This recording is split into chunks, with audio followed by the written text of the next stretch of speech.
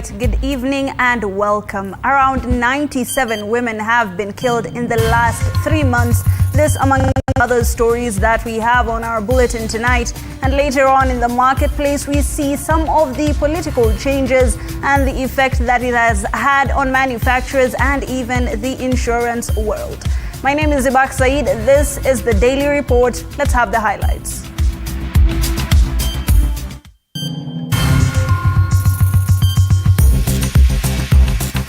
Tonight, 97 is not just a number.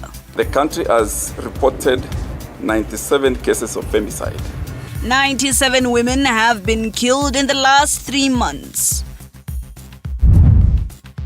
Also tonight, dilemma as 23 candidates at Silver Bells Academy in Uasin Gishu County sit for fake exams. 2 directors of the institution have been arrested. And Gachagua confident in courts.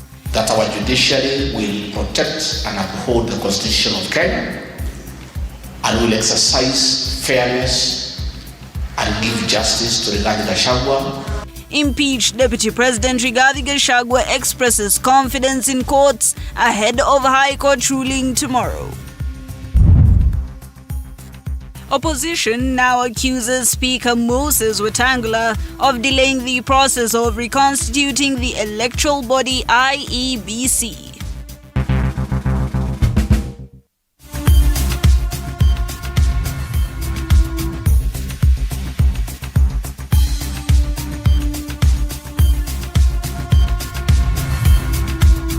Welcome once again. On sign language interpretation tonight is Rhoda Nyamai. To start us off, the National Police Service has confirmed that 97 women have been killed in the country in the last 3 months. And as Samira Mohammed now reports, the Deputy Inspector General of Police Eliud Langat noted with concern that there has been a significant increase in the number of murders and manslaughter cases in the country in the last 2 years.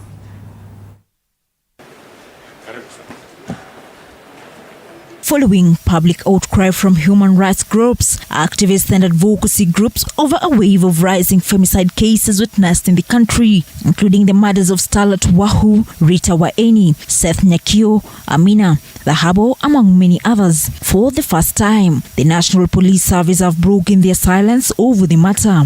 The intentional killing of women and girls has become a critical issue in Kenya, especially with a significant increase in murder and manslaughter cases over the past 2 years. The National Police Service is admitting that there has been a significant increase in the number of murders and manslaughter in the country in the last 2 years, further revealing that at least 97 women have been killed in the last 3 months.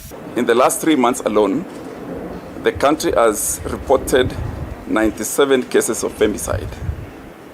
This troubling trend highlights the urgent need for focused actions and collaboration to tackle the widespread problem of gender-based violence in our society.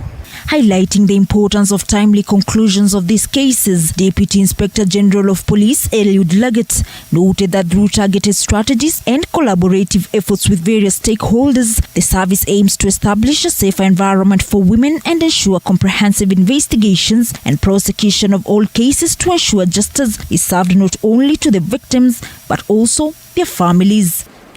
The National Police Service is dedicated to addressing and investigating all serious crimes.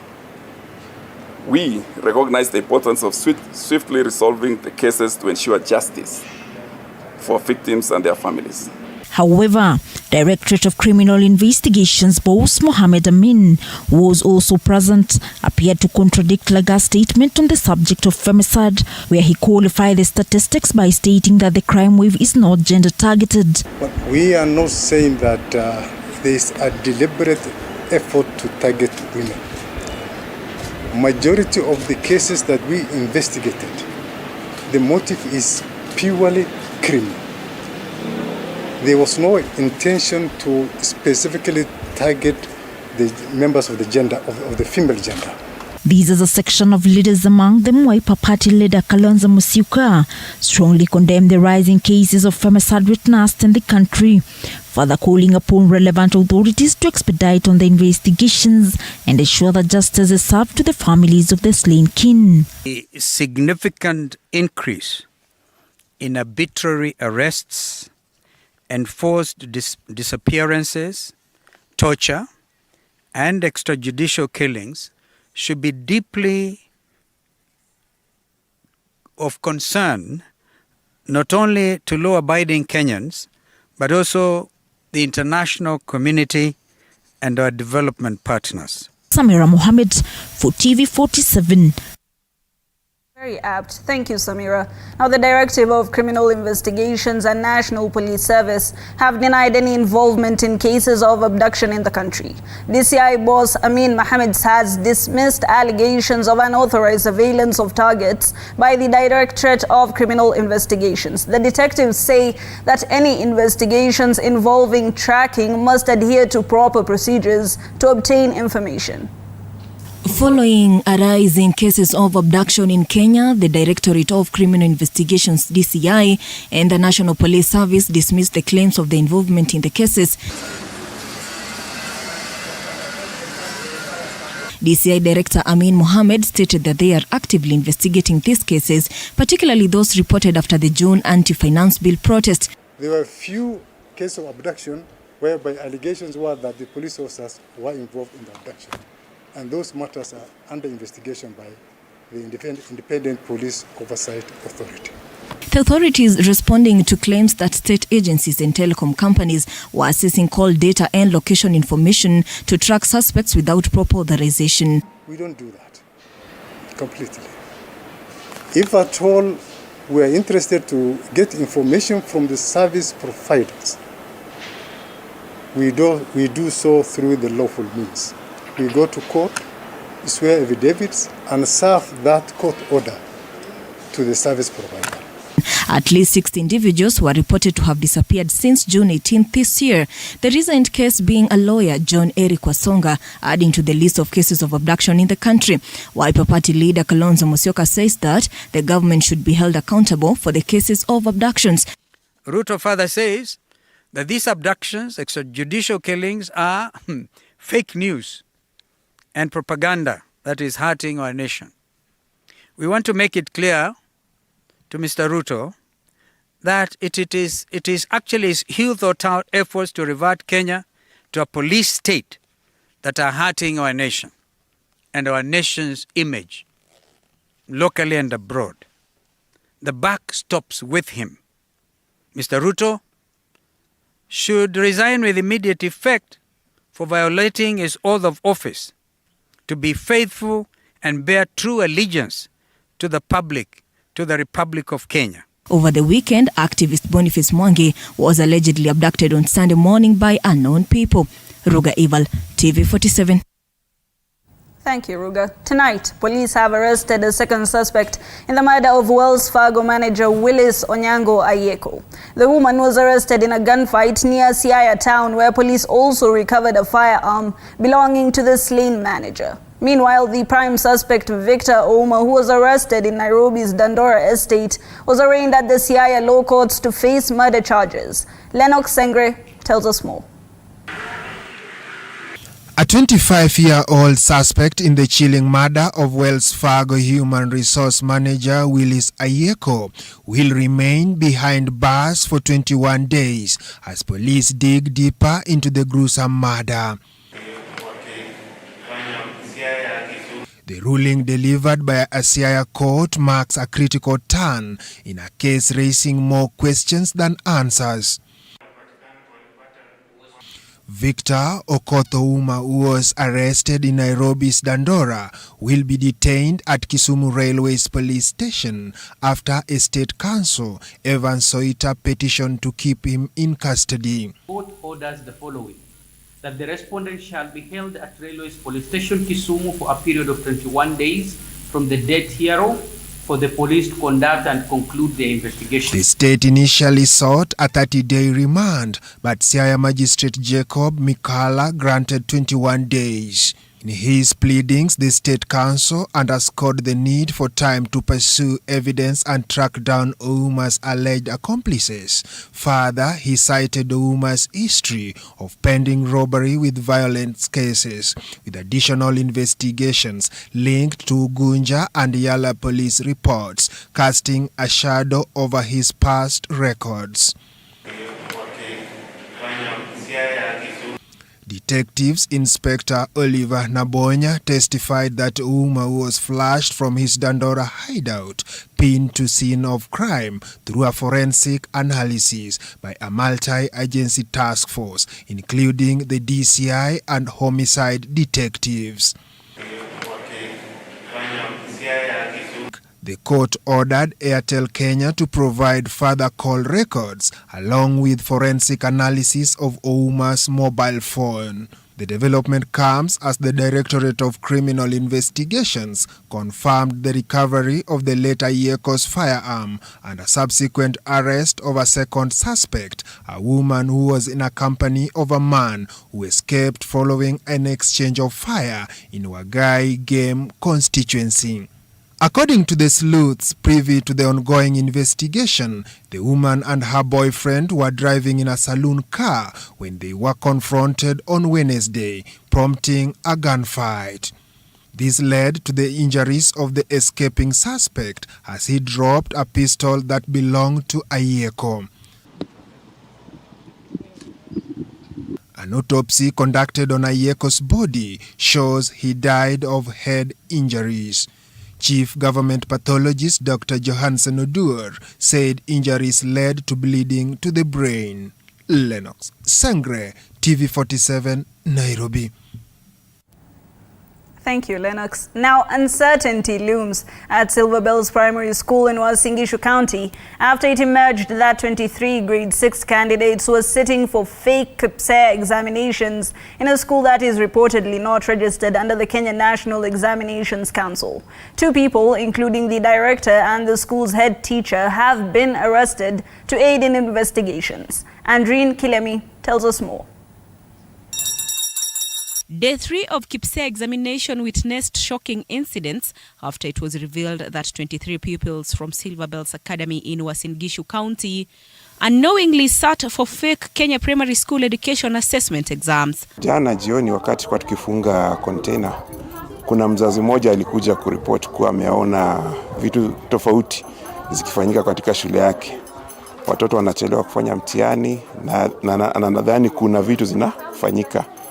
So leo tukakuja hapa kwa shule kuangalia ni nini kinafanyika. County Director of Education Gitonga Thirengi confirmed the arrests of both the school's director and head teacher, raising concerns about the integrity and safety of students preparing for national assessments. We have established that they have not been giving out the exam because we are with the DCC and the Sub-County Director of Education, who are manning the container.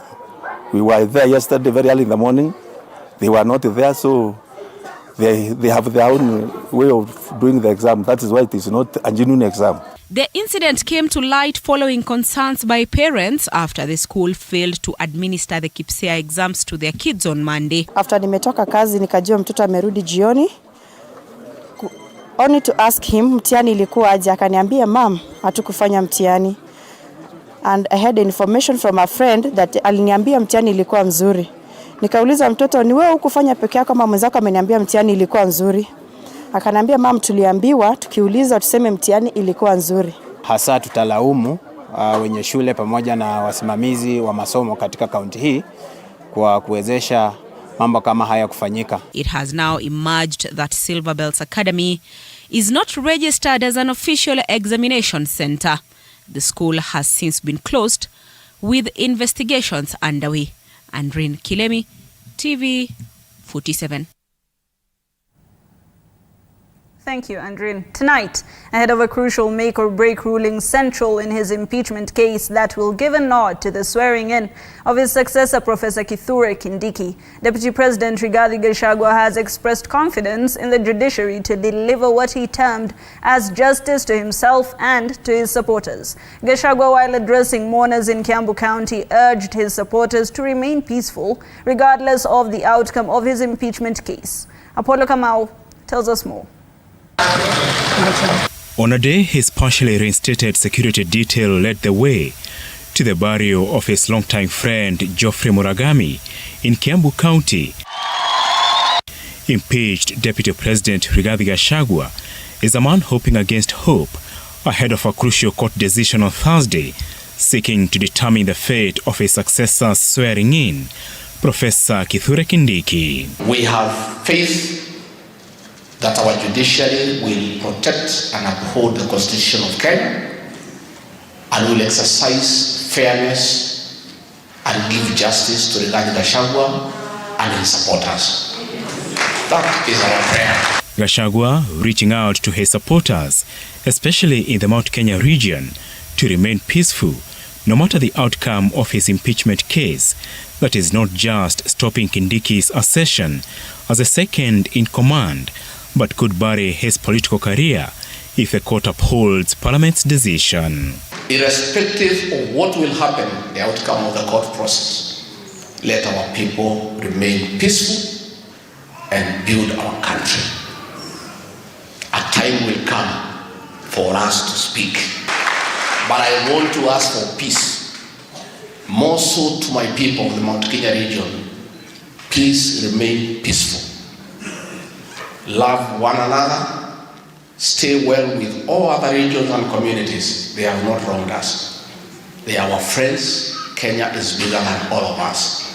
And we don't have another Kenya. We only have one Kenya.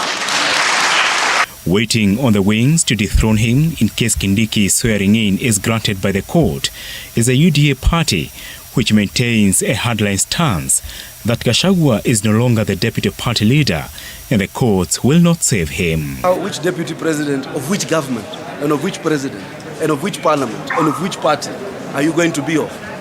We've all rejected you resoundingly. So what you do, you clutch on straws and try to stir and muddy the waters further. Walikuwa wanasema na huyu Rigathi Gachagua hana wafuasi mlima Kenya, mbona watu watoki kwa barabara, hawakishi moto, hapigi kelele? Hiyo si tabia yetu. Sisi si watu ya kwenda barabara, sisi si watu ya kuwakisha tairi, sisi si watu ya kupiga kelele. Sisi tukiona tunanyama, iko siku tunafanyanga vile natakikana. Ajue mumeona siku hizi hampewi nafasi kuongea. Kwa sababu ile tabia mmefanya pale bunge imekasirisha raia.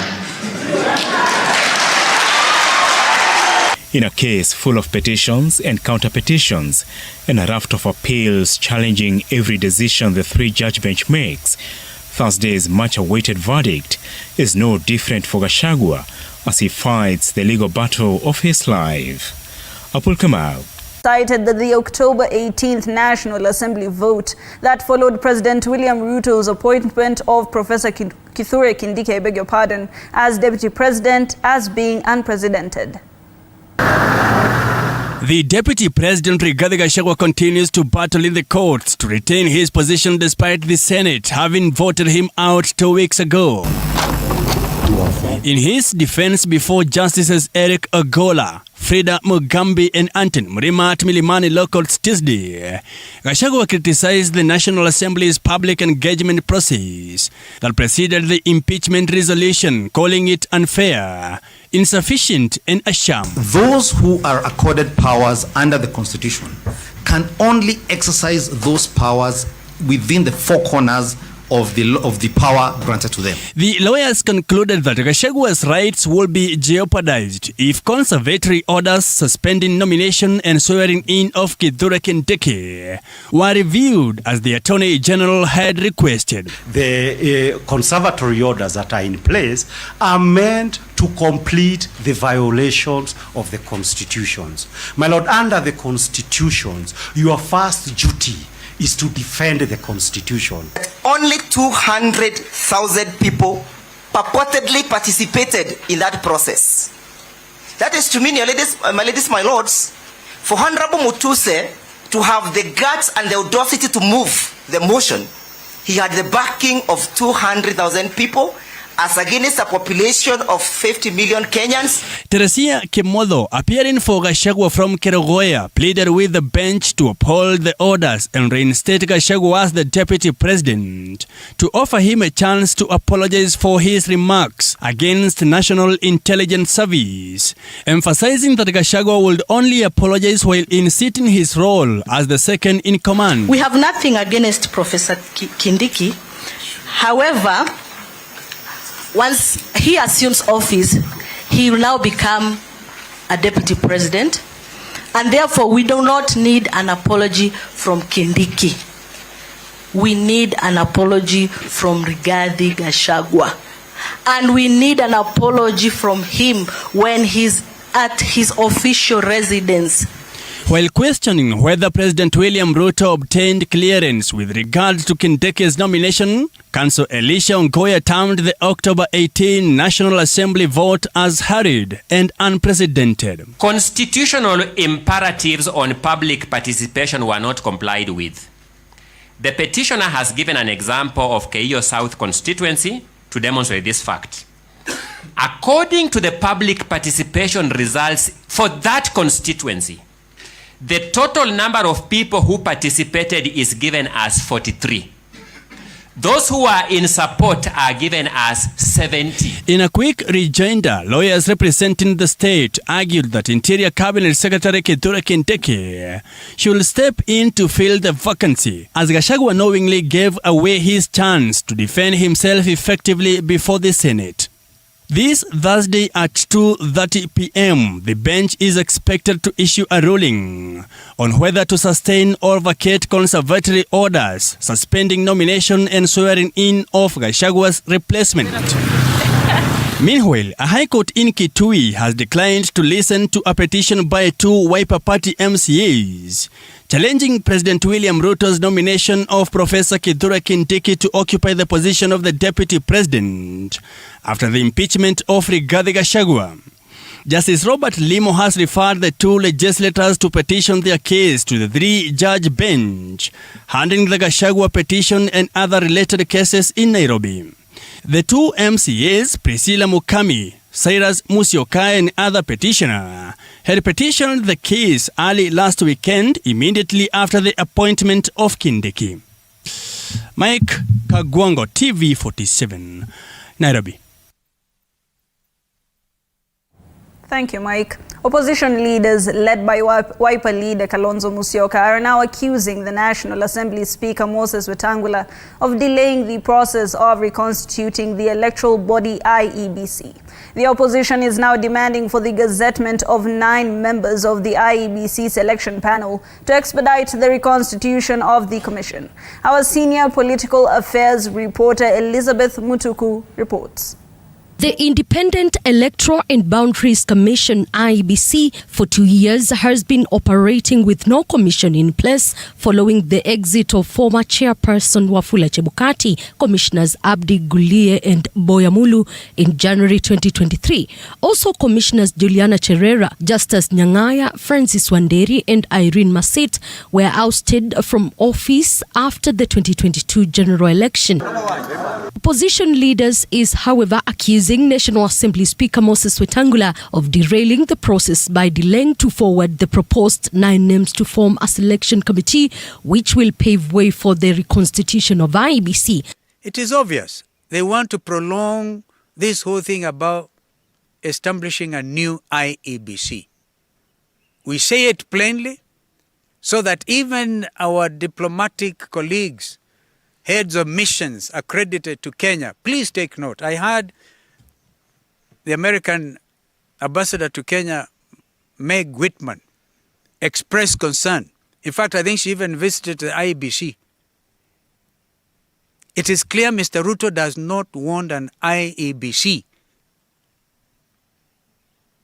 I think he should tell us why he doesn't want a new IEBC. According to the opposition leaders led by Wiper boss Kalonzo Musyoka, the opposition parties had a meeting which came up with a resolution to forward the name of Kokimuli, but since then things have remained the same. On the independent, on the IEBC selection panel, would like Kenyans to know that a week ago, the High Court directed the opposition parties to conduct elections in accordance with the IEBC Amendment Act 2024 and to have a nominee in place within 48 hours of this judgment, and in any event, not later than 3 p.m. on the October 24th. That was the deadline we were given, and as parliamentary parties, we did meet to address this issue under the leadership of His Excellency Dr. Stephen Kalonzo Musyoka. The 2010 Constitution provides that IEBC will consist of a chairperson and 8 other members. Further, IEBC Act of 2011 provides that the chairperson and members of the commission shall perform their functions as provided in Constitution, and a secretariat currently headed by Chief Executive Officer Hussein Marjan Hussein shall perform the day-to-day administrative functions. The question of IEBC formation cropping up even with a recent court case on impeachment of Deputy President Rigathi Gachagua. 3 constituencies and a number of wards are operating without elected leaders due to lack of commissioners. Kazi yake ilikuwa tu ni kupeleka orodha pamoja na weta wapeleke orodha kwa rais. So that was a delaying tactic. Jambo la aibu sana hili. Tukiwa chini ya ulinzi wa katiba ya 2010, hatuwezi tukaruhusu mambo kama haya jameni. Upuzi wishe ili tuwe na tume mpya. National Assembly Speaker Moses Wetangula, while presenting Kindiki's nomination, said that he had been cleared by IEBC to have him replace Gachagua following his impeachment. The President indicates that as a prerequisite to the nomination, he sought and received confirmation from the Independent Electoral and Boundaries Commission, IEBC. The ongoing term limit extension debate, the opposition leaders urged Senate to shoot down the proposal. Elizabeth Mutuko, TV47, Nairobi. ODM now says all plans are set for the party's national grassroots elections scheduled for November. The party National Election Coordination Committee has expressed confidence in the exercise. The grassroots elections were postponed early this year following floods in different parts of the country. This follows the directive by the National Executive Committee of the party, that is NEC, early this month that the party grassroots elections will be held in the month of November. The board will be releasing a formal schedule of the exercise across the country on or before the 4th of November. The planned exercise in Kwale County on 4th November has therefore been scheduled. Please note that one for avoidance of doubt. The leaders have further resolved to oppose the proposed amendments to the Constitution to extend the terms of elected leaders from 5 to 7 years and called on the ODM MPs and senators to shoot down the said proposals in Parliament. Given indications that from the month of November, they'll be rolling out grassroots elections from the polling stations. And those elections will basically give our members an opportunity to elect officials who are committed to the party. And where I sit as the chair, my role is to encourage those who are partyless, but there are so many fellows who are partyless, I don't want to mention those parties, to join ODM because we want this party, come the next elections, to have 12 members of parliament elected on ODM ticket, to have majority MCS elected on ODM tickets. Senators, women rep governor must be elected on the ODM ticket. And that is what I'm doing as the chair, to make sure that people feel the party is close to them and you are ready to support activities of the party and also to empower all our members. All right, on that note, let's take a very short breather. When we come back, more news and then the marketplace. Don't go too far.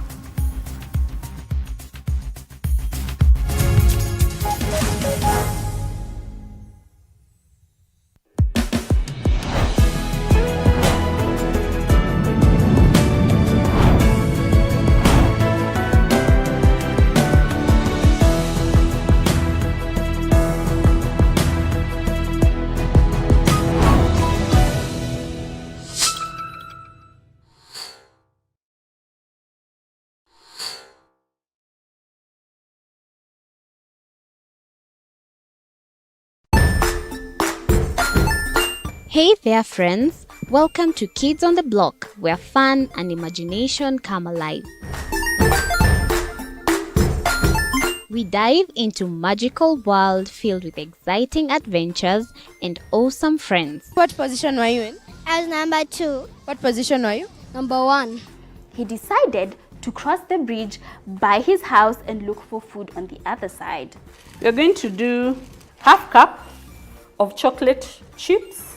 And the other one, we're going to do half cup of the blueberries. So, grab your imagination hats and get ready to explore with us. Join us every Saturday at 9 a.m. for new friends, amazing stories, and tons of laughter.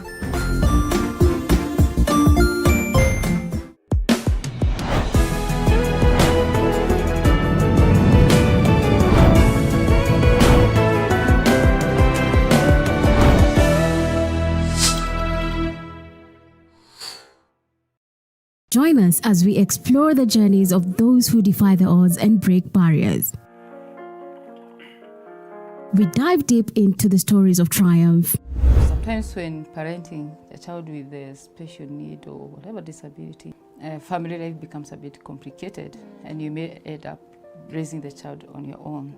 Here, we inspire. I have a farm which one we showcase with other dyslexic youths and autism how to farm. Motivate. It's never easy, but what we do, the best thing is to work with another parent who has an elder child than yours. And break through the barriers one story at a time. Push your boundaries beyond the limit. Saturdays at 8 p.m.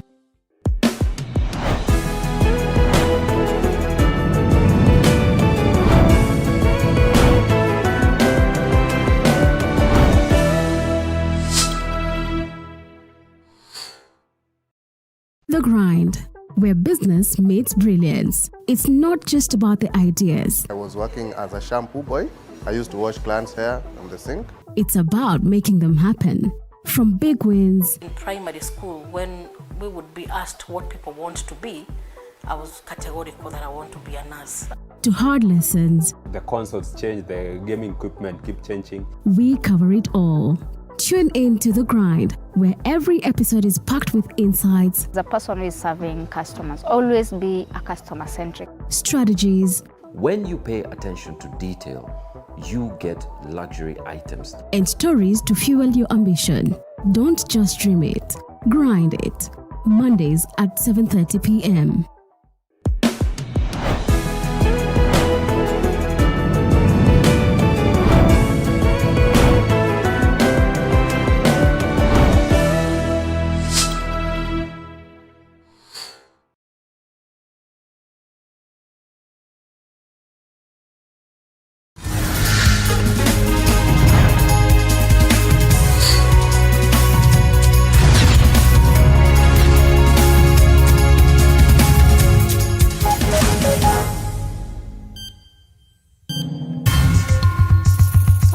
Welcome back to the Daily Report. Now, the Social Health Authority rollout is 95% complete. This is according to the head of public service, Felix Koskei, this evening. According to Koskei, SHA and NHIF staff will be prioritized for SHA positions, and no NHIF staff will lose their job. The leadership has underscored that although some facilities haven't contracted with SHA, at the same time, the government has expressed its satisfaction with SHA's progress, stating that despite issues like occasional system delays which staff address manually, SHA continues to fulfill its commitments as rollout nears completion.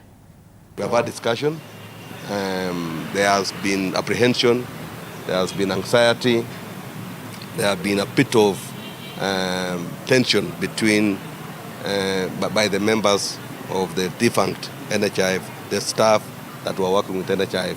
So, but we have given them very clear assurance that no one will lose their job. SHA, as we speak, we have only one staff in the name of acting CEO. So the entire staff complement of SHA has not been filled. And the people who will be given priority and the people who deserve first priority are NHIF staff. So that is the assurance that we have given them. Some facilities, hospitals, that have not contracted with SHA, so they are not in the system. So every other time when a patient goes, because perhaps they are not aware, they demand payment. But a SHA contracted facility has not demanded payment whatsoever. As we speak,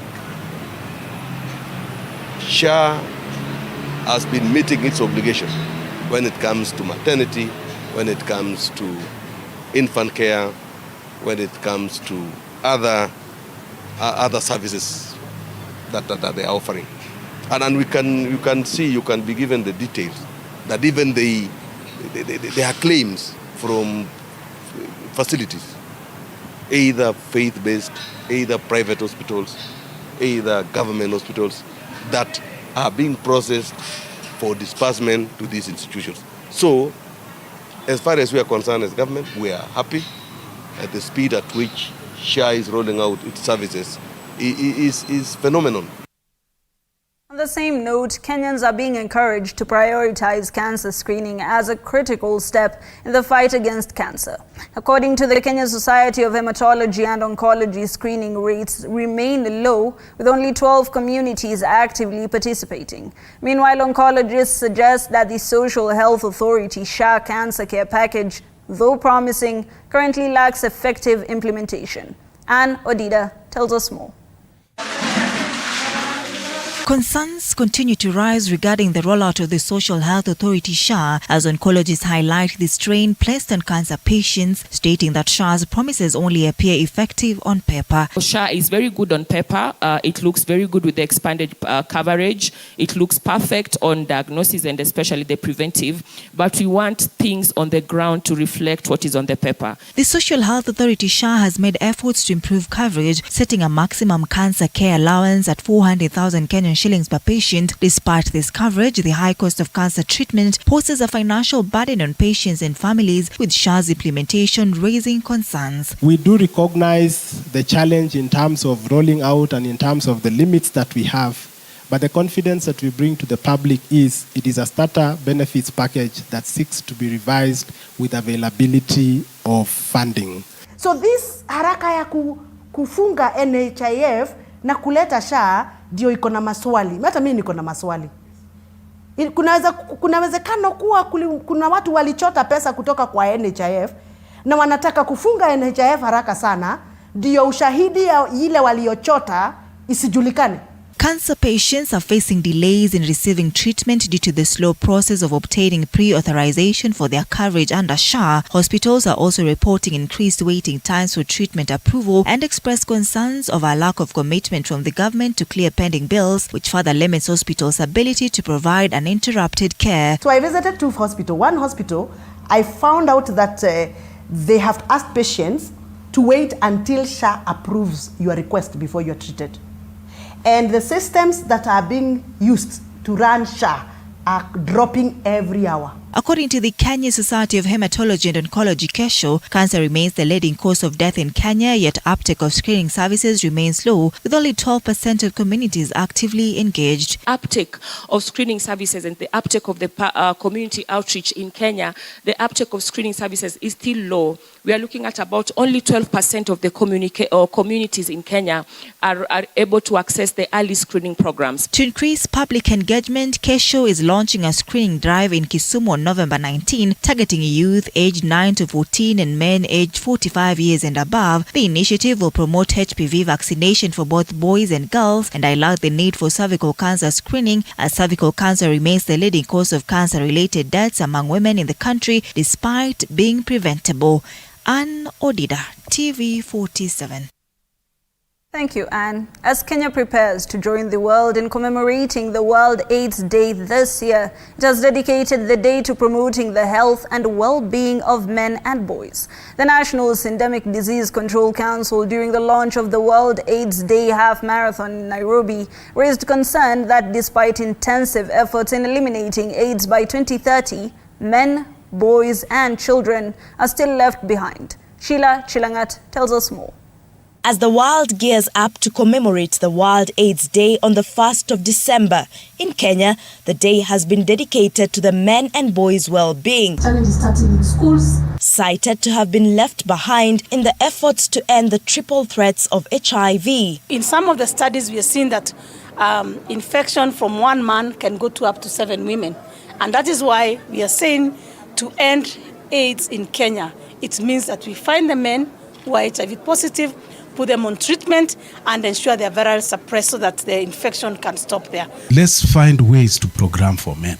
If we have to go out of our way to ensure that we take the services to them, let's not leave them behind. With just 6 years to the globally set vision of 2030 of ending AIDS, there is a concern of high drug use in schools that is a potential risk in the rise of new infection amongst children. We have seen that across the country, every county, the problem of drug and also injecting drug practice is becoming a challenge for all of us. Despite this challenge, Kenya has made strides in the reduction of new infections of HIV over the last 10 years, with the Ministry of Health recording an 83% reduction. And the number of people living with HIV who are on antiretroviral therapy have doubled. So most people are actually on treatment. Health CS was speaking at the launch of the World AIDS Day Half Marathon in Nairobi that has been themed the race against time. Today's marathon goes beyond this. It's a call to action in a battle we cannot afford to lose. But also going back to the basis of masculinity and how we can enhance positive masculinity, including that of health-seeking behavior. The event is set to take place on the 1st of December 2024 at Nyayo Stadium in Nairobi. Sheila Chelangat for TV47.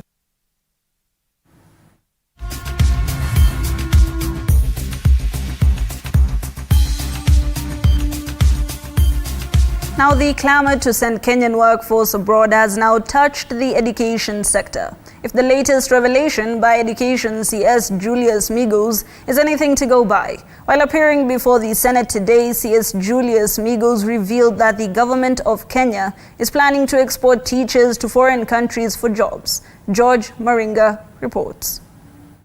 Kenya could soon be sending its teachers to work abroad, according to Education CS Julius Migos. While appearing before the Senate to answer questions, CS Julius Migos revealed that Kenya has over 400,000 teachers who are qualified but are unemployed, adding that this is very unfair to them. It's no secret that we have over 400,000 trained teachers that do not have jobs. Even this 20,000 does not do any justice to that number. This limitation is because of financial resources and lack of budgets. Ogamba further revealing that some of the said teachers have been jobless for over 10 years. Thus, the government will be exploring new strategies to curb the current situation. The strategy that we have currently is we are trying to see whether we can have these teachers also go to teach in other countries, for example, so that, because we have teachers who've been out here for 10 years, and that's really, really unfair. So we are trying to find out whether we can come up with strategies. Kenya would, however, need to be listed as a native English-speaking country, a critical requirement that will allow Kenyan teachers to teach abroad. We are trying to ensure that Kenya is listed as a native English-speaking country, because that is a basis of sending teachers outside the country to work. Once we make that proposal and is accredited, then we'll be able to reduce.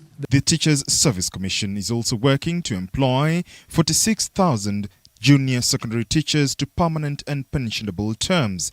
This, the CS says, will go a long way to resolving the staffing problem in schools. 9,000 teachers on permanent and pensionable terms, 8,378 teachers deployed from primary school to enhance the teacher numbers in junior school, and 39,550 intern teachers engaged to address teacher shortages. As noted above, these interns are in the process of being transitions to permanent and pensionable terms. Starting this month, Mr. Speaker, to December 2024, the government is recruiting an additional 20,000 teachers to further bridge in the junior schools. The projected establishment, therefore, for junior school teachers in 2025 will be 149,350 teachers. The teachers on duty will be 76,928, resulting in a shortage of 72,422 teachers. George Marenga, TV47, Nairobi. Thank you, George. The lecturers' strike across the country has entered its second day today. The dons have vowed not to resume work until their grievances are addressed. Meanwhile, Moi University is set to reopen next week, but the university dons have said that they are not comfortable with the terms that the government has set aside for the resumption of studies at the institution. Speaking during the UASU nationwide strike, Moi University lecturers have claimed that they want over 8.6 billion shillings against the 2.9 billion shillings that was released by the National Treasury for the university. The university was closed last month following a resolution by the Senate to close the school, since no learning activities were taking place at the institution since August. So far, more university staff are owed over 9.5 billion before tomorrow. But as from tomorrow, because we are in another month, the money would have increased to 10 billion. Kama Moi University, tulikuwa tuko kwa strike ambayo tunaelekea siku ya karibu 70 leo. Na tunaendelea na hii strike licha ya mambo yote ambayo yamesemwa kwa magazeti, yamesemwa kwa maredio, wamepanga mipango zao, wamesema wanafungua shule tarehe 4 Novemba. Lakini kama sisi kama wafanyakazi, hakuna mtu amewahi kuja kutu approach na kutuambia mnataka aje. Hao wenyewe wanapanga mambo zao, na sisi tunataka kusema wazi, serikali ijue na isikie. Sisi tunaitisha 8.6 billion. Ili nitolewe kotini kama mfanyakazi, ili tulipiwe pension yetu ambaye ni 4.2 billion. Ili tulipiwe madeni zote wenye tunadai Moi University. Sisi hatudai pesa yenye hatujafanyia kazi. It has money for other purposes. It has money for Kashagwa, for impeachment. It has money for housing. In fact, this government has a lot of money. They have collected a lot of money for NSSF. They have collected for SHA. They have collected for housing. In fact, they are taking around 7,000 from every lecturer. They are giving with the right hand and taking with the left.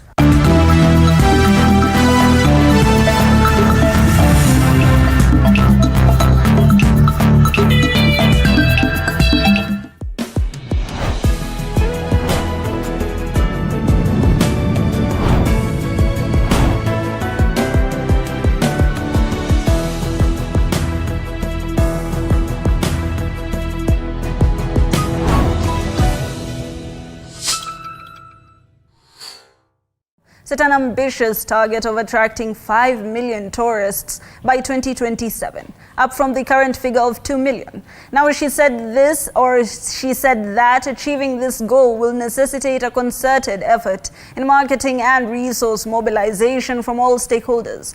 Kilifi Governor Gideon Mung'aro expressed his commitment to collaborating with coastal counties to develop a unified marketing strategy. This plan will include promotional materials showcasing the region's attractions to a global audience.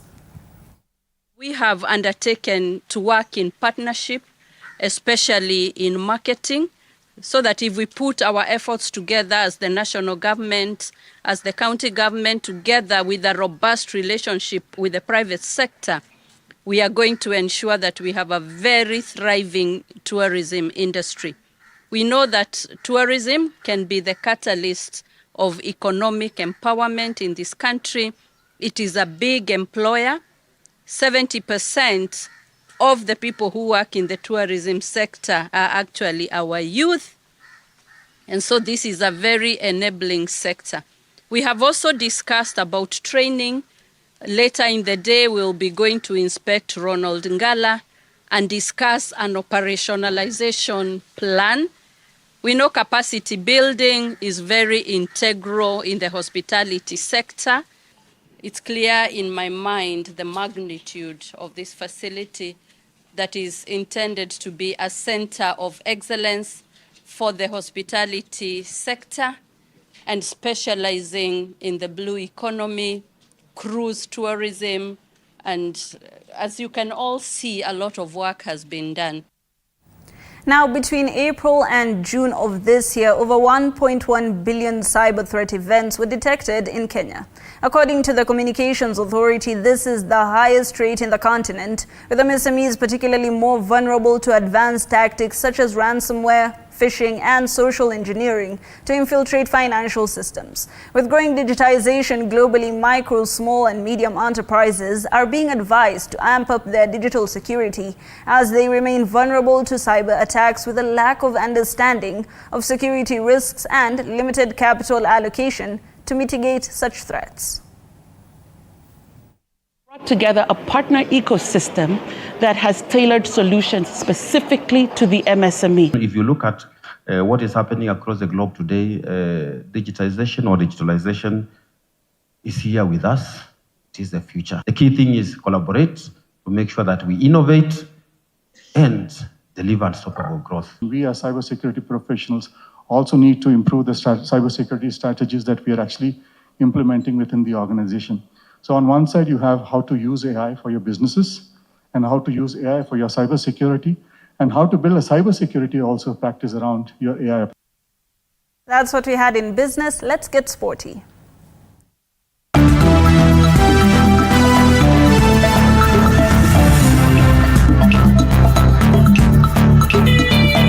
Sports News.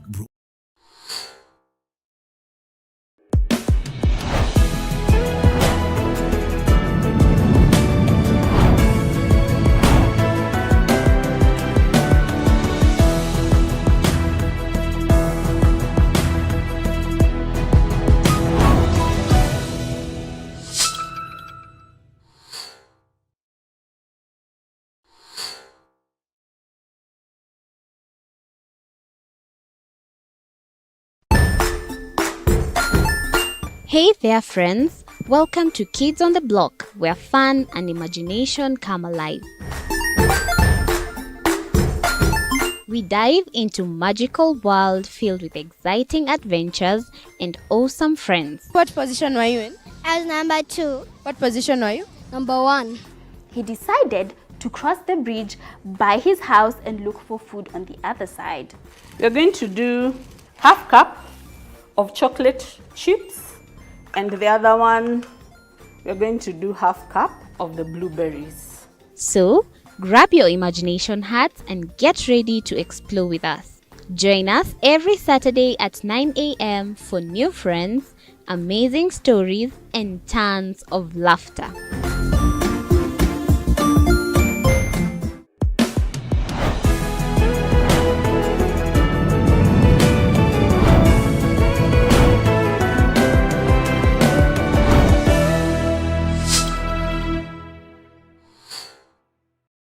Join us as we explore the journeys of those who defy the odds and break barriers.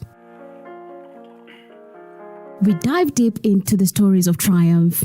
Sometimes when parenting a child with a special need or whatever disability, family life becomes a bit complicated and you may end up raising the child on your own. Here, we inspire. I have a farm which one we showcase with other dyslexic youths and autism how to farm. Motivate. It's never easy, but what we do, the best thing is to work with another parent who has an elder child than yours. And break through the barriers one story at a time.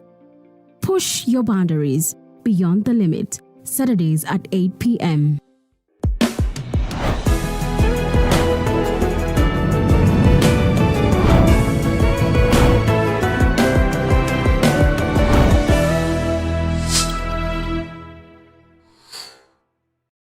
The Grind, where business meets brilliance. It's not just about the ideas. I was working as a shampoo boy. I used to wash clients' hair on the sink. It's about making them happen. From big wins. In primary school, when we would be asked what people want to be, I was categorical that I want to be a nurse. To hard lessons. The consoles change, the gaming equipment keep changing. We cover it all. Tune in to The Grind, where every episode is packed with insights. The person who is serving customers, always be a customer-centric. Strategies. When you pay attention to detail, you get luxury items. And stories to fuel your ambition.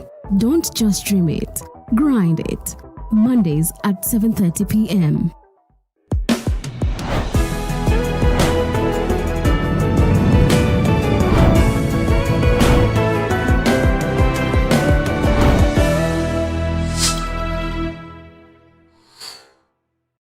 Jiunge nasi tunapoangazia safari za viongozi bora.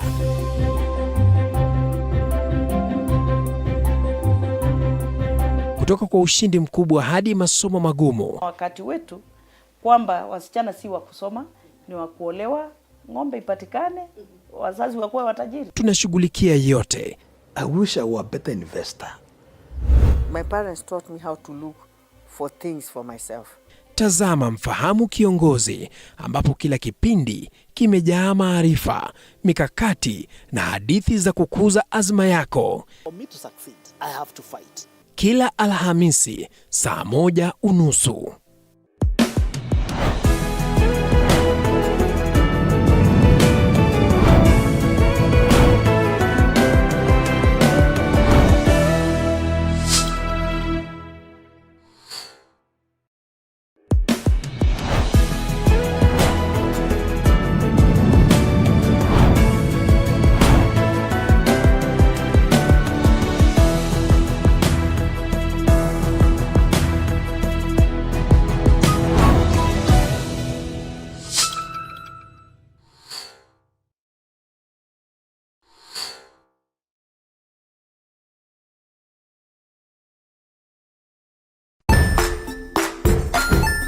Hey there friends, welcome to Kids on the Block, where fun and imagination come alive. We dive into magical world filled with exciting adventures and awesome friends. What position were you in? I was number 2. What position were you? Number 1. He decided to cross the bridge by his house and look for food on the other side.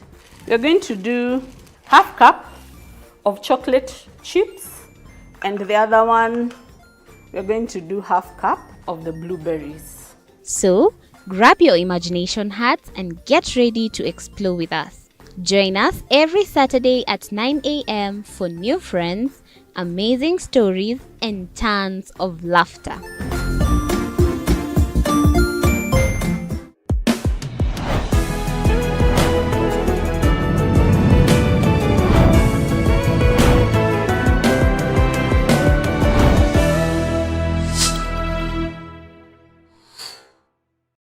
Join us as we explore the journeys of those who defy the odds and break barriers. We dive deep into the stories of triumph. Sometimes when parenting a child with a special need or whatever disability, family life becomes a bit complicated and you may end up raising the child on your own. Here, we inspire. I have a farm which one we showcase with other dyslexic youths and autism how to farm. Motivate. It's never easy, but what we do, the best thing is to work with another parent who has an elder child than yours. And break through the barriers one story at a time. Push your boundaries beyond the limit. Saturdays at 8 p.m.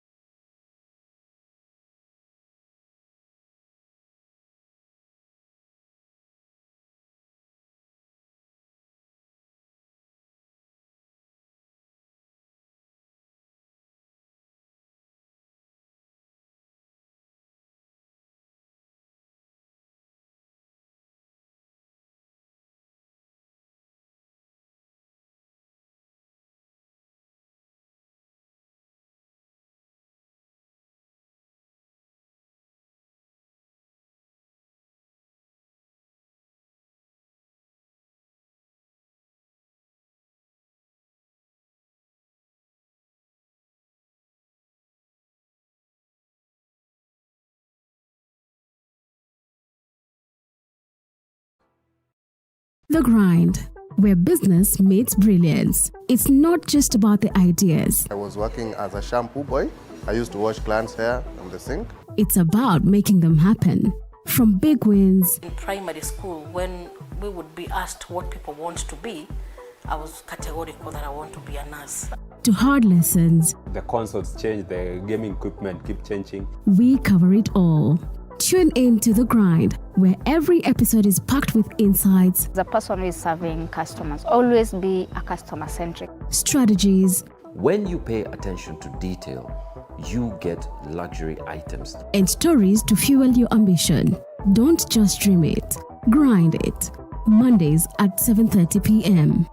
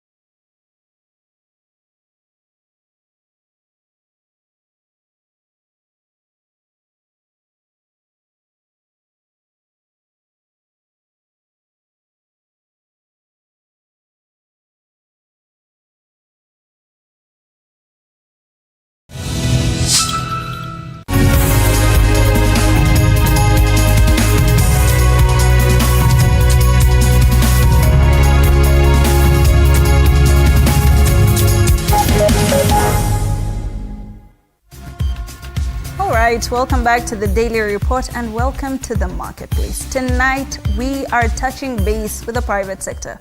We want to know how exactly the private sector has been faring on given the political circumstance of this country. We've seen so many policy changes touching on so many employers and employees. The pay slip has been compromised, many would say.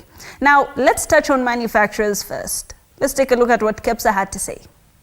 That if we don't do this right and we don't get this right, we might start seeing relocation of industry. And we've already seen some relocation of industry into our neighborhood.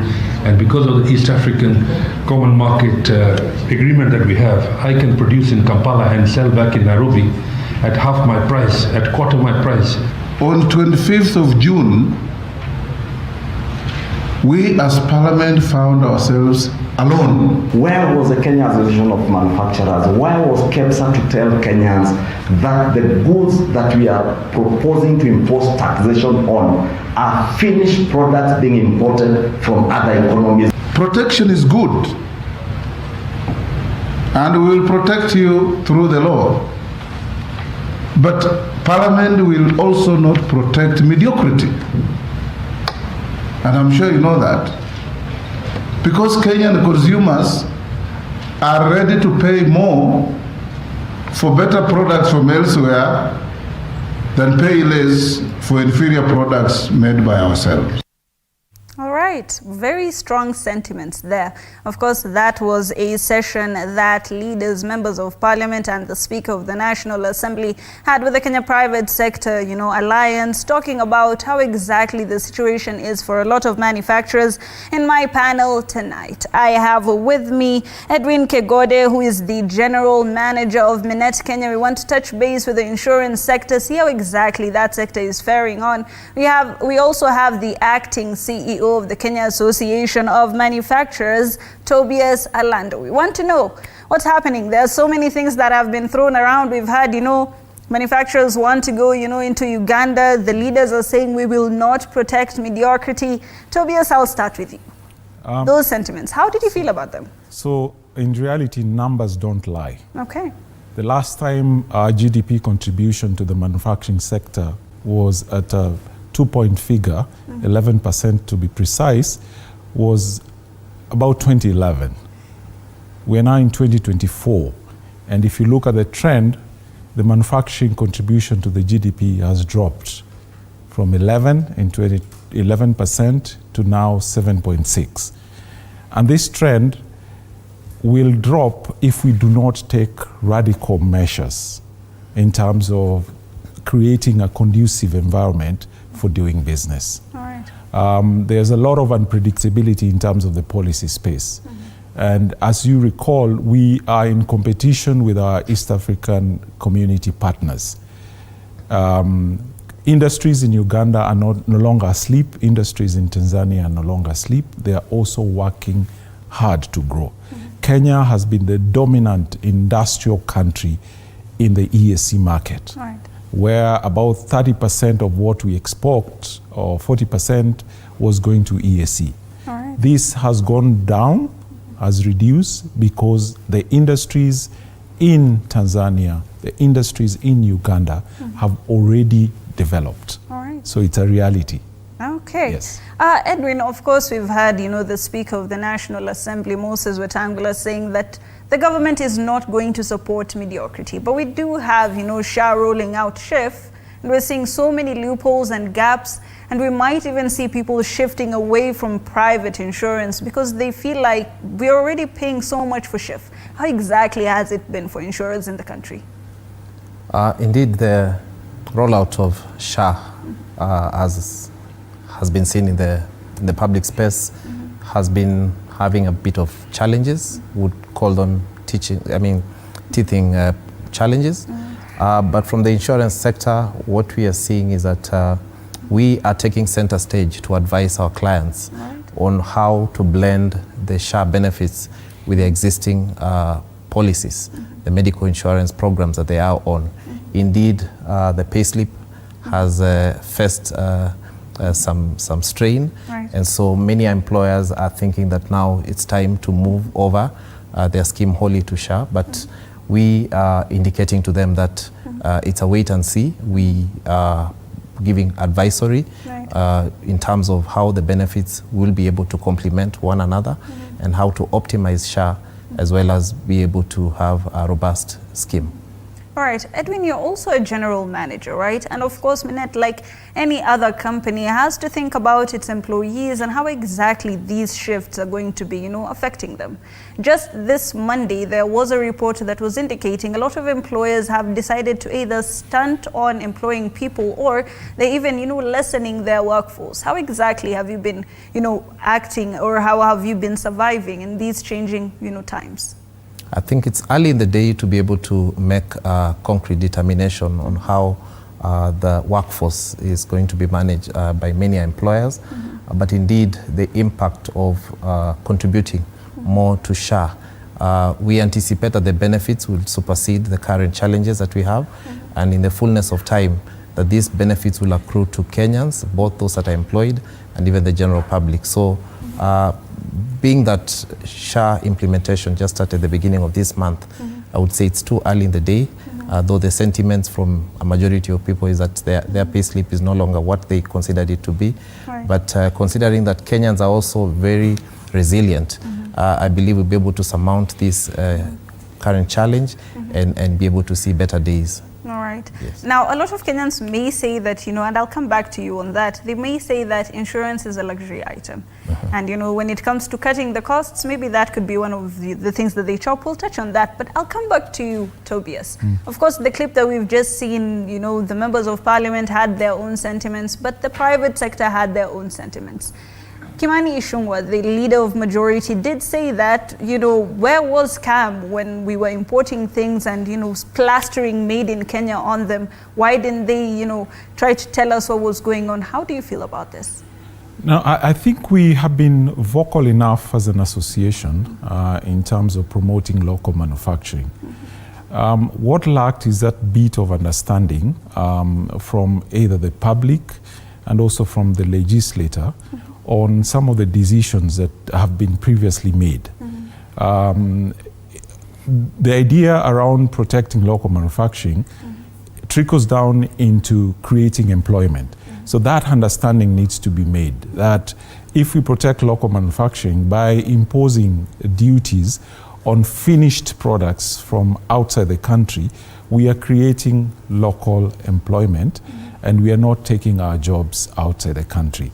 So if you look at even the ambitious program that we had 2 years ago when we met the president to increase our GDP contribution by the manufacturing sector from 7.6 to 20% by 2030, and we realize that if we do that, we are going to create about 1 million new jobs. We are going to bridge the revenue deficit by government by another 1 billion. So every action and every proposal that we put forward indeed is for the benefit of the country. So it's just the public also to understand that some of the proposals that are put forward to protect local industries will ultimately benefit the economy. Yes. And this is a ticking time bomb because I do know that by 2027, the manufacturing sector, they have an ambitious goal of around 15% contribution to the gross domestic product. Although we have been stunting at 7.6, one may even say we dropped from 7.8 to 7.6. Correct. Within, the Kenya Kwanza administration. How exactly is this ambitious goal going to be reached? So we have identified about 4 pillars towards driving the GDP contribution. One of them is global competitiveness. So we have looked at our competitiveness vis-a-vis our counterparts in the region and internationally and identify what are those bottlenecks that we need to address. Is it the cost of energy? Is it the taxes? Is it the predictability of the policy space?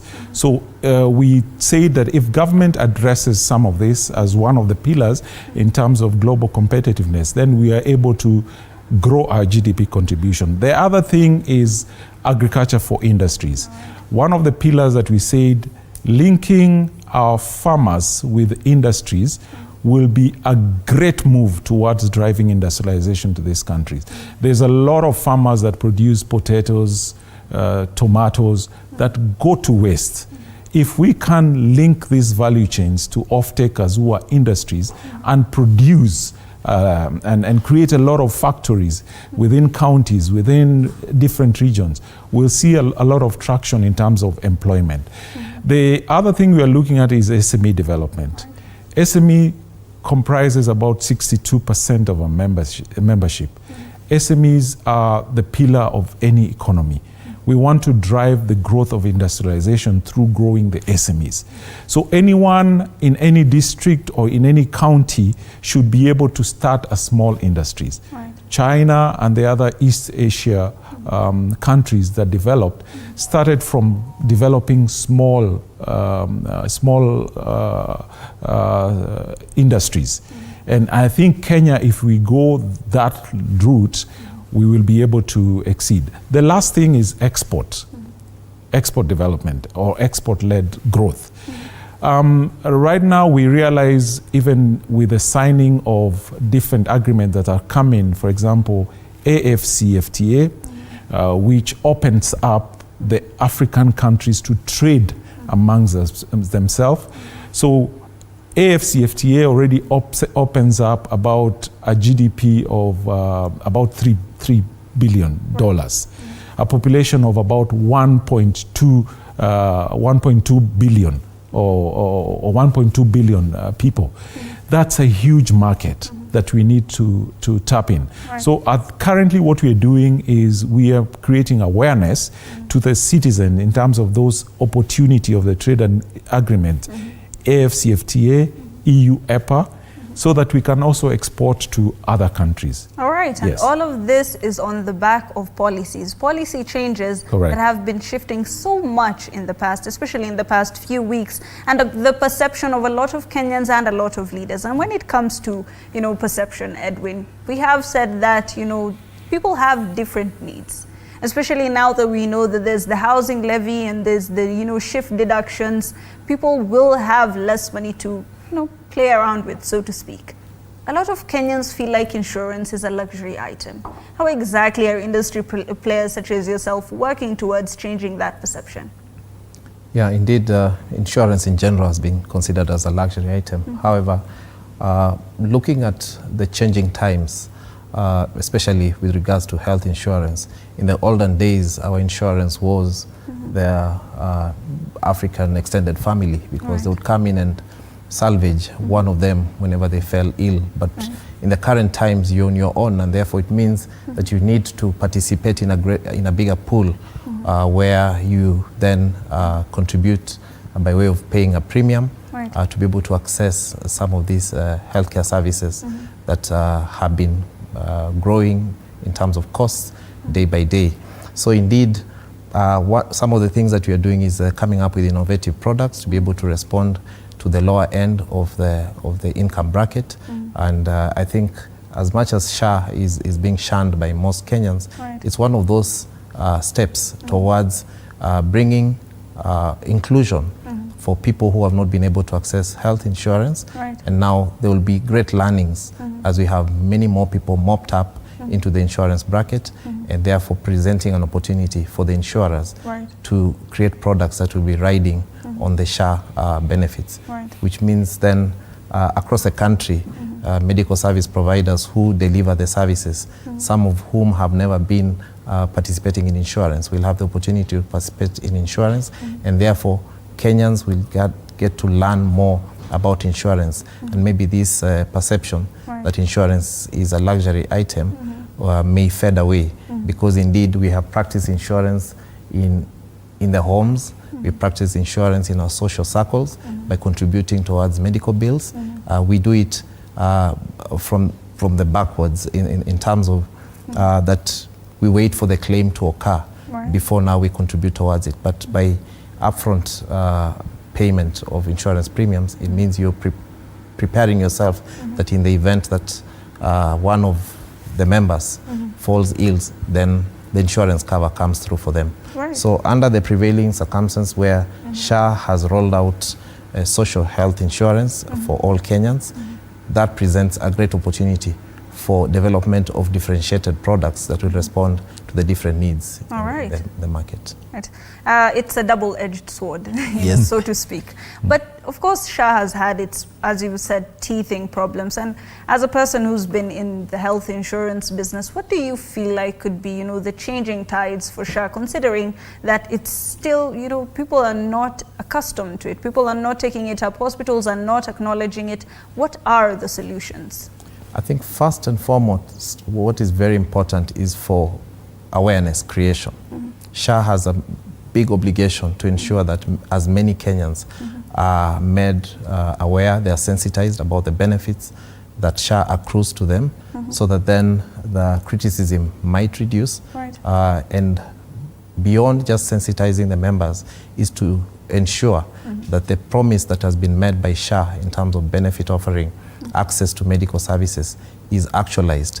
That means that they have to ensure that all the accredited medical providers are not turning away patients, but offering the services that has been promised, and therefore start gaining the confidence of Kenyans as the day goes by. And awareness creation is very important, Tobias, especially when it comes to industrialization. And Kenya will be hosting an industrialization expo, so to speak, in the future. And of course, the Kenya Association of Manufacturers has its own plans as well. Let's look into the bright side. Let's hope, what are some of the things we can do to reach this, 15% by 2027?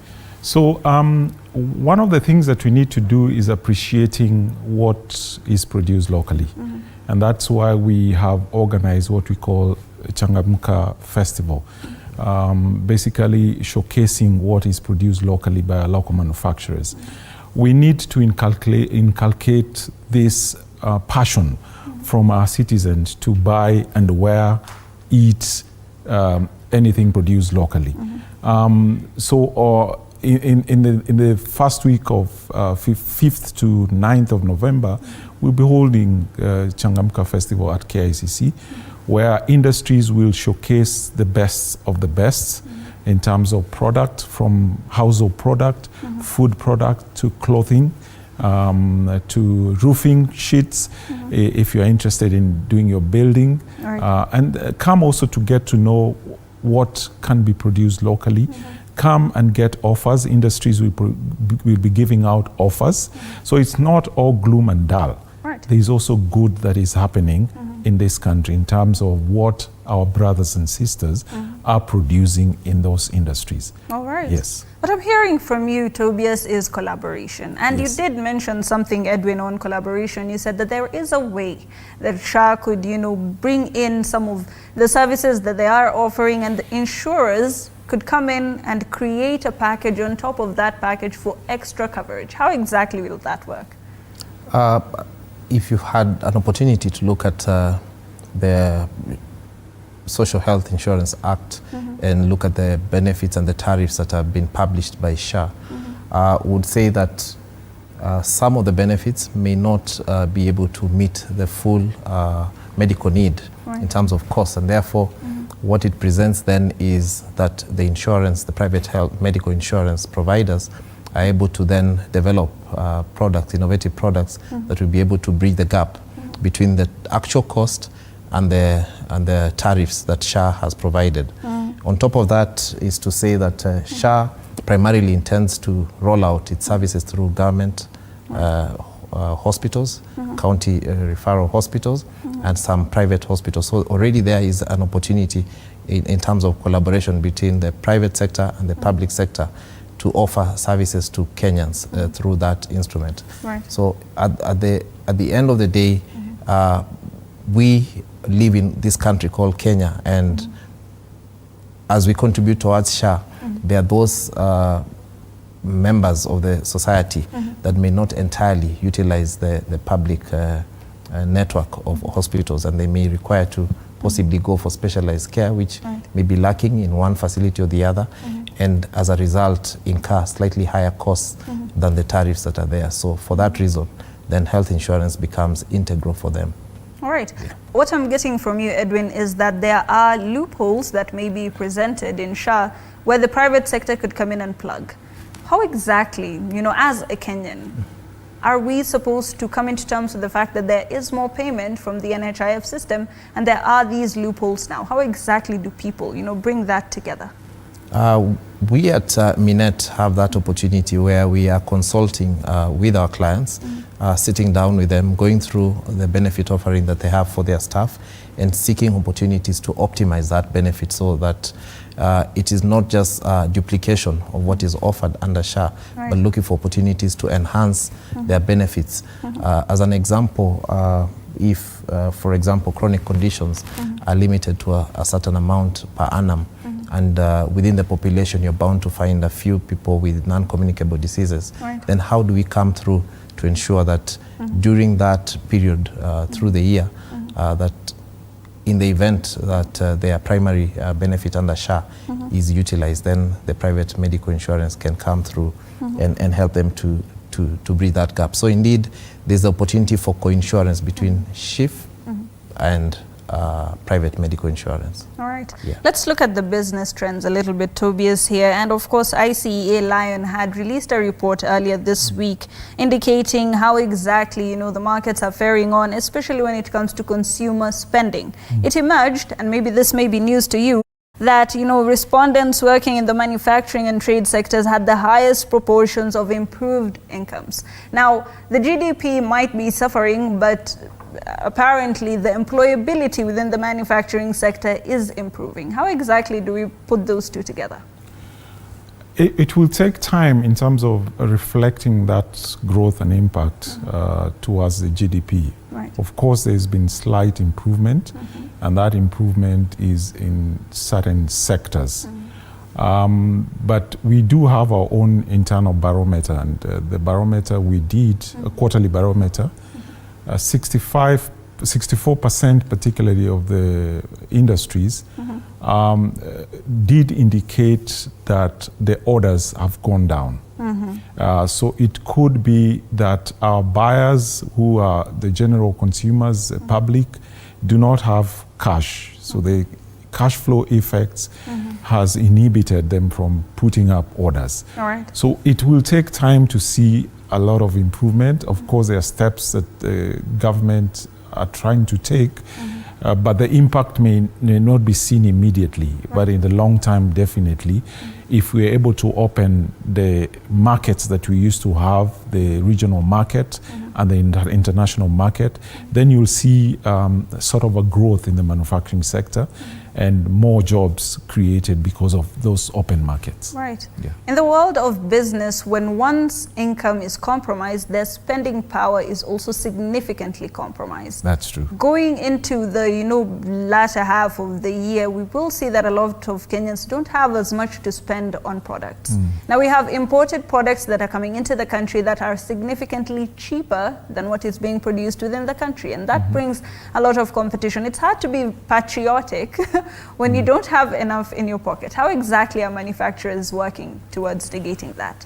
So we normally say the world is flat. So when you are producing or setting up a factory in Kenya, you need to have in mind that I'm going to compete with a factory in India, a factory in China, or a factory in Asia, in Europe. Right. So the fact that we're in a global market, we need to compete. So some industries find other avenues in terms of productivity, improving their productivity through technology. However, if you look at our competitive in terms of just one major cost that you can say we compare, electricity cost is indeed expensive. We are about 70% more expensive than our counterpart.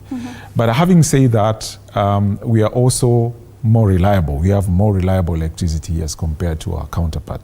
So there is an advantage and disadvantage. So as a businessman or as a producer in the factory, you look at those opportunity costs that you have and make sure that your products can be competitive in the market. All right. Yes. Now, Edwin, when it comes to the financial sector, of course, banks have been compromised because non-performing loans are getting higher and higher every single day. Now, when it comes to Kenyans and their disposable incomes, this as well has been compromised, and that would make the penetration of insurance much, much, harder. How exactly are you working towards getting more within the net of insurance in the country? Okay, interestingly is that looking at some of the statistics that are available, prior to the rollout of, for example, the SHA, Social Health Insurance Authority, the insurance penetration, health insurance penetration was in the region of about 20 to 30, which means 3 out of 10 Kenyans would have access to insurance. So I do not have the brief for government, but I would say that through this rollout, as ambitious as it is, it's going to create a higher penetration of health insurance among the populace by moving that to about 80% of the Kenyans would be under an insurance cover. So that presents an opportunity in terms of broadening the knowledge base, that more Kenyans will now have better understanding of insurance, not only health, but looking at other aspects of insurance, and leveraging on that knowledge is then to be able to design products that will be attractive to many more Kenyans. So the pass may be limited, but looking at the risk factors that these Kenyans would be exposed to, then for us in the insurance sector is to continuously sensitize them about the importance of having insurance, and so they're able to spare a coin or two and come together in groups and purchase insurance at lower costs. And when they start seeing the benefits of insurance, that's how we'll be able to gain more traction and increase penetration. Right. As we start to conclude, Tobias, there is the global perspective.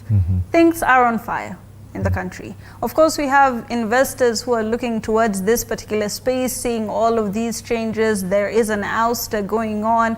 The political space is in a storm, so to speak. How exactly has investment been compromised, and how exactly can we turn this around? I think any economy will only grow if there is stability, political stability, economic stability is in place in any country. And so we indeed concerned as investors in this country and potential investors in this country that we have a stable political environment. I mean, without peace, then definitely, without peace and without that stability, you will not have people investing or wanting to reinvest. if you look at the scenario that we are in currently, and if you look at statistics in terms of before elections, many companies do not reinvest during that time. They hold into the expansion, they hold into their reinvestment because of the political stability. So I think it's upon us to ensure that we have peace in the country and stability at the political angle. Once we have stability at the political angle, then the business will play their role. Right. Yes. They will play their role. Yes. And when it comes to playing roles, Edwin, going into the future, how exactly do you see, insurance panning out, considering there will be significant changes with the Social Health Authority? I think we are going to see a lot of embracement of technology. I think AI has been on the lips of many people, and looking at rolling out a scheme of this magnitude, and even looking at the future of insurance, AI is going to play a very significant role in terms of embedding that in claims management, embedding that in membership management, and also looking at other aspects of predictive statistics, being able to understudy the behavior of the data that is collected from these big populations, and predicting what is going to happen in the future. AI is also going to play an integral role in terms of health services, that we have better data that can be churned and managed to be able to determine disease patterns and what interventions and outcomes are anticipated. So that's one angle that we see. As I said earlier, we are going to see a lot of collaboration, being able to benchmark with best practice from other jurisdictions. Social health insurance, for example, as a topical issue, is not new in the world. There are other economies that have gone ahead of us. So being able to benchmark from them and bringing that back home. So I would say that the future of insurance is great. The opportunities to be able to come up also with products that have not been seen in this territory. Financial inclusiveness, looking at the lower end of the pyramid to be able to provide solutions for them. So the future is great in that sense. And the other thing that I would say around insurance is that the demand for insurance is going to increase. The demand for insurance is going to increase because of one factor that I talked about, the social stratification that has been going through changes over the years. Right. Yeah.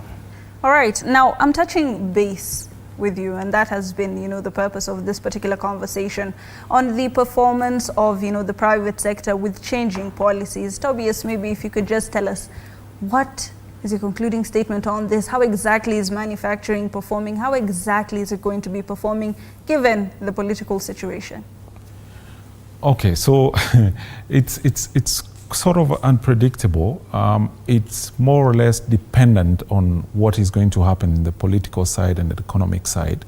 But if factors remain constant in terms of political stability and economic stability, then definitely we are going to see a lot of growth in the manufacturing sector, with the opportunities that we now see in terms of tapping into additional market, and the willingness and the zeal for the Kenyans. Kenyans are very resilient people. Believe we can grow our manufacturing sector if we put our hands and heads together, despite all these challenges. And of course, we identify what are the challenges and we work on them together. We'll definitely create prosperity for our country through sustainable industrialization. All right, Edwin, the financial realm?